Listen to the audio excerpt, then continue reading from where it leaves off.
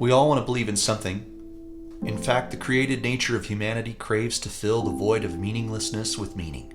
Some call it God, others call it nature, but the void is a real one. America has found itself in a unique moment. The presuppositions of the past that acknowledged God as the foundational truth that our orders were built on has been under consistent degradation from the early 20th century.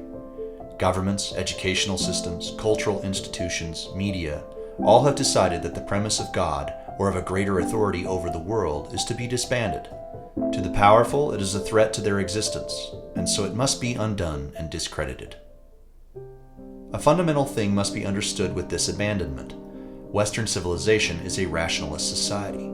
Everything that we think, do, and act upon is based upon a rational foundation from centuries of thinking. The culmination of philosophy in the American experiment traces its lineage from the Greeks, Romans, ancient Christians, the Renaissance, and the Enlightenment, each era building fundamentals upon the past foundations.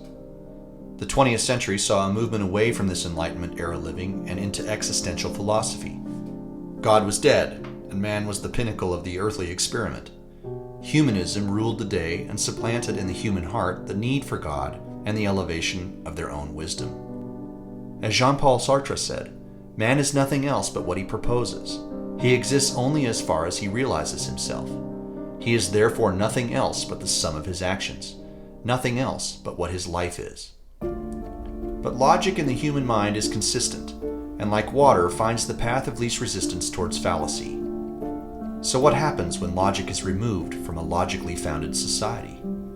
Humans fill the void with anything and everything that makes sense to them, building their own truths based upon experience and knowledge instead of guarding those thoughts against a foundational given. People begin to think that what they think is the only way of living, and that their own truth is much more real than any truth that might have been previously discovered, no matter how long the evidence chain is.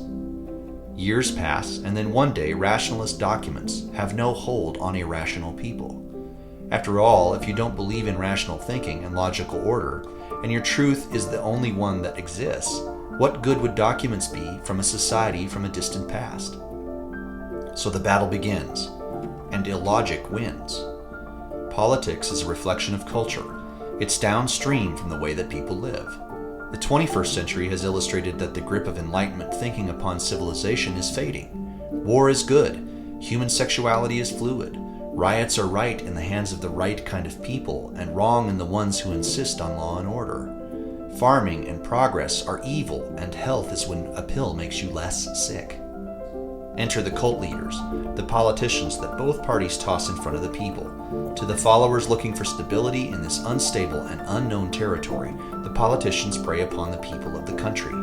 The rational is gone, and so the only thing left is to build coalitions strong enough for a team to win. It's conflated with sport culture and an insistence in media that elections are the most consequential endeavor for a citizen. Forget participation in your community, church, or civic institution. Voting in the national election for a limited number of partisan hacks is the pinnacle of the American existence. So the people start to worry, and they start to fear, and the politicians swoop in to play the superhero. Each camp insists that if the other camp wins, the country as we know it will cease to exist. Trump and the Republicans are evil and sinister, and his election will be the ruin of America. Biden is a disaster, and the Democrats are one step shy of the devil. The president's inability to find anything but reruns of Golden Girls and his favorite ice cream is an embarrassment, and America is finished if he is reelected. This insistence upon the insertion of politics into the lives of the average American at every level of hypertension creates a disjointed people, angry and alone, looking for leaders to tell them how to think and to vote. The discourse becomes less intelligent, and the sound bites become more repeatable. Everyone does it. The MAGA people have their slogans in defense of their guy. Democrats slander anyone who might make their path for Trump to win easier. It's all down in the weeds, distracting us from the real show that the politicians put on, the one that elevates their power above all things. Washington has become a cult now, each party with their own Jim Jones leaders parading their people to the Kool-Aid and the death of their minds. The media supports it, both right and left. It all becomes amplified by Facebook and Instagram and X. but no one ever stops the spinning wheel and asks if this is the best way forward. Logic is the lonesome loser in the corner, waiting his turn to speak again, hoping to part the whirlwind waters of anger and fear with his clarity voice. We've been hoodwinked. We have allowed ourselves to disbelieve in anything with higher truth than ourselves, and the politicians and powerful preyed upon that ignorance.